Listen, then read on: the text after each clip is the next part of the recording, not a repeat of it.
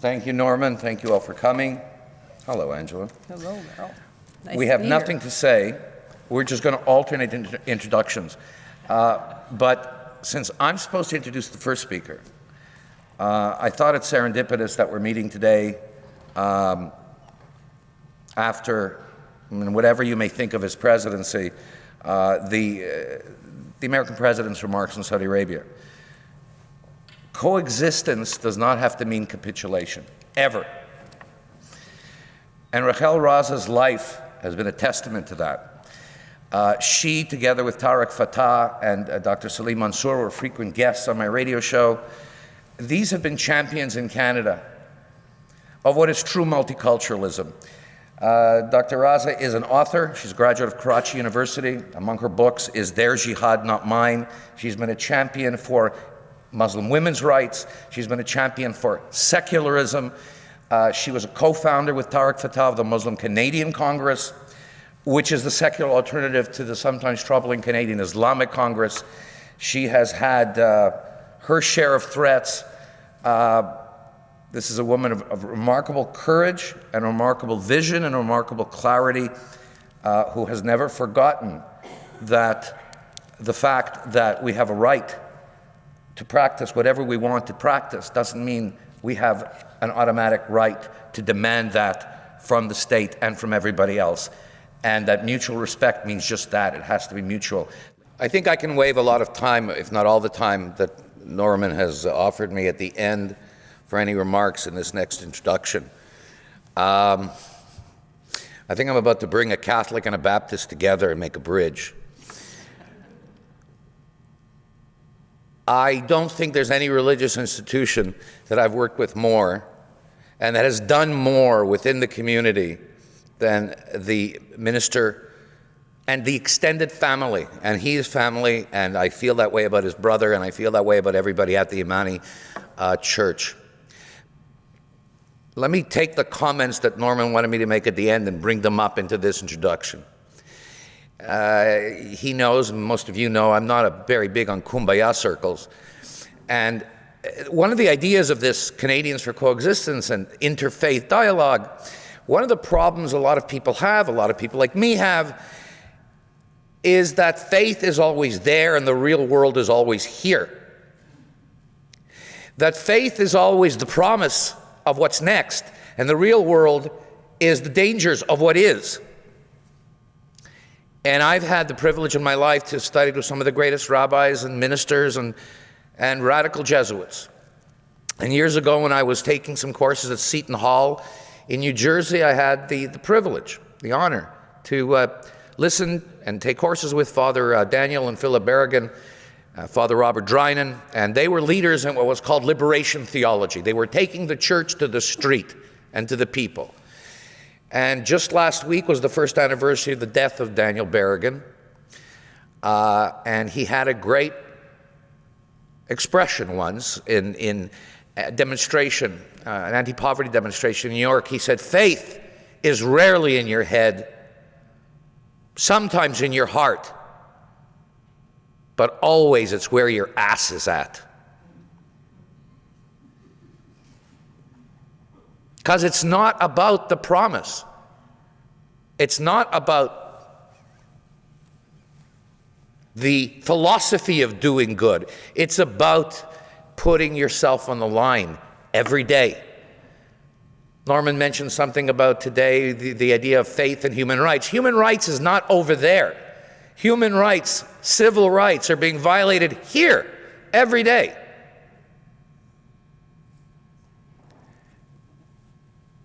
Reverend Glenn Gray, as I said, represents a family. The church is, that word family is in the name of the church, the Imani Family and Full Gospel Church, but it's much more than a church. It's a place where people go with their problems, but it's a place also where the people and the ministry there goes out into the world. Reverend Glenn Gray is the younger brother of a dear brother in arms of mine, Reverend Darrell Gray, and you know him and the community knows him. Sadly, Darrell's son-in-law was killed in a car accident, and Darrell's been in West Virginia all week. Darrell also has another role that he plays. He's special advisor to the president of the Southern Christian Leadership Conference, which of course is the organization that the Reverend Martin Luther King Jr. led for many years. And Darrell himself was an assistant to Reverend King's successor, Joseph Lowery, Reverend Joseph Lowery. And Reverend Lowery, at the age of 90, several years ago, at the commemoration of Martin Luther King Day, said 6 words, 6 or 7, you'll correct me later, that define what this church, what the faith community must be to all people at all crises. It can't be, oh, well, you know, it's good that our children went to, I don't know, the Dominican Republic for a week. It's here. We live in a city of 34% below the poverty line. We live in a jurisdiction where every day, to use Dr. King's words, minority communities suffer through words of nullification and interposition. And it is the responsibility of the faith community, if they want parishioners, if they want the believers, as Bishop Dowd said, to come to hear the word of what happens then, they need the leadership of faith leaders in the now. And Reverend Glenn Gray and the Imani Church, the choir that you will hear following Reverend Gray's remarks, are in the now. And Darrell, Reverend Darrell Gray, his brother, has always believed these words from Reverend Joseph Lowery on that day several years ago when we commemorated Dr. King. He said, "Today we commemorate, but tomorrow we agitate." I talked earlier in introducing Reverend Gray about taking faith to the world where the problems are, that it's not enough for us to say to people, it'll be okay over there later. You don't have to be a member of the faith community to do that. Our next guest, and I thank him very much for taking the time to be with us. He's in the middle of a busy period in his life. Remarkably impressive Minister of Citizenship and Immigration of Canada. But even before that, when I talk about taking faith and belief into the field, he was one of the most straight-talking, no-nonsense diplomats anybody's ever met. He was our ambassador to Afghanistan. He's current MP. Please welcome the Honorable Chris Alexander. My father is 90 years old right now, an immigrant with not much schooling that came from Italy many years ago, Roman Catholic, and I was raised in the Roman Catholic Church, and we went to church every Sunday, I guarantee, and we still continue to do so as a family. But my father, with all his, I guess, lack of formal education, if I can call it that, taught me very young that every faith and every denomination of faith has to be respected. We are Roman Catholic because this is what we grew up with and what we believe in, but there are other faiths in the world. So this is my 90-year-old dad, who came from a time, I guess, in a place where tolerance and acceptance of others was maybe not the norm, but something that he taught to us at a very young age. And I think it's something that we have to teach to our own students. And I bring that in to discuss the fact that at the school boards across the province, but specifically at ours, at every level, we have included within our, obviously, our pedagogy, the idea of teaching religions and various religions to our students. And there are interfaith celebrations across the board every year. We take a variety of different subjects and histories from the Holocaust that is brought live to students from St. Leonard who would have never known about it otherwise.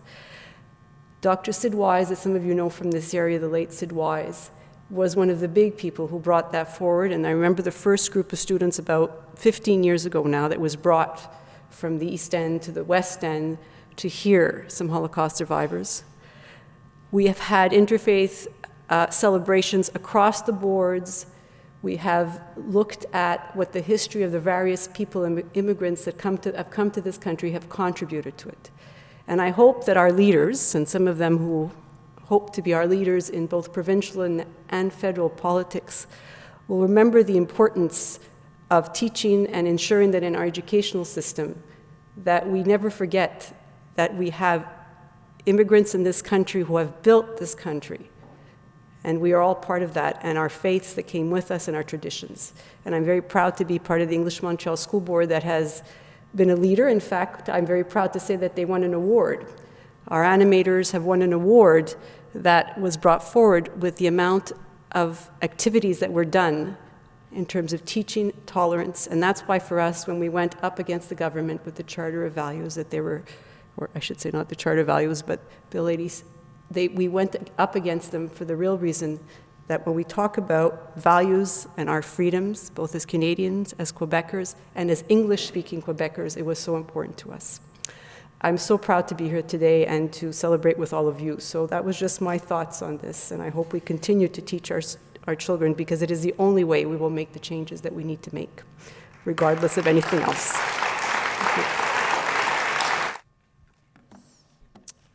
I can't think of a better way to end an afternoon like this than to hear the spirit and the songs of the Imani choir once again. For my part, I want to leave you with a thought. Who haven't I quoted? I've quoted Catholics and Baptists, and well, I think we have to quote one Jewish thought. Where do we go with these wonderful words of faith communities and coexistence and world peace? And I'm reminded of a discussion, a Gemara in the Talmud, the great Jewish commentary on Jewish law and Torah. And a group of rabbis are arguing over a strange question. The question is, for whom should we stand up out of respect when they enter a room? And the rabbis, after a great deal of discussion and debate, said, well, clearly we agree that we stand up for tzaddikim. Tzaddikim are holy people who are pure and wonderful and never sin. That certainly lets me out, but anyway. Then they agreed on another category, Talmidei Chachamim, men of wisdom, people of wisdom, of learning. But then a minority of the rabbis who were discussing these problems, and the 2,695 folio pages of the Talmud written over 900 years is basically this court record of thousands of rabbis discussing everything from agriculture to zoology. And this minority group of rabbis said we have to add a third category. And there was great debate about this, as the majority of the rabbis, the more orthodox of them, said no, it's enough. We can see holiness. We can touch wisdom. We understand they're quantifiable. Much like today, Bobby Kennedy once said, our GDP and all our statistics tell us everything about ourselves except what is most important: the beauty of our poetry, the power of our courage, the love for our children. In other words, we understand the price of everything and the value of nothing. So what was the argument over this third category of people for whom we have to stand up out of respect when they enter a room? And the words in Hebrew are, we stand up for anshe, ma'aseh, anshe, people. It even means a community, ma'aseh, of deeds. That it's not enough to be holy, that it's not enough to be learned. You have to do. And one of these rabbis, who eventually ended up convincing all the other ones to include this third category, said, the reason it is so important that we include the anshe ma'aseh, regardless of their level of observance, is that be'olam haba, in the next world, they will need the holy men and the wise men. But be'olam hazeh, in this world, we need the anshe ma'aseh. And this was repeated in modern times. 1948, Israel sent a young ambassador named Naftali Lavie, who is the brother of former Chief Rabbi Isaac Meir Lau. Naftali had gotten out of Germany earlier, went to a kibbutz, Hebraicized his name, and he was the first Israeli ambassador to India. And he had a chance to meet Gandhi. And Lavie was telling Gandhi about all the problems that Israel had and the many disparate communities and how many languages they speak and how many committees the young first parliament had struck and how many issues they were discussing. And finally, after about 22 minutes of this, Gandhi leaned down and put his hand on Lavie's shoulder and said, my dear young ambassador, we too have our problems. And we are a much bigger country. And for that reason, perhaps, you have the luxury to discuss. For us, the time for discussion is over because we have millions suffering and starving. It is the time to do. And let us leave here this afternoon with that resolve to be people of deeds, people of action, and to do. Well, please welcome the Imani Choir again. I need you to survive.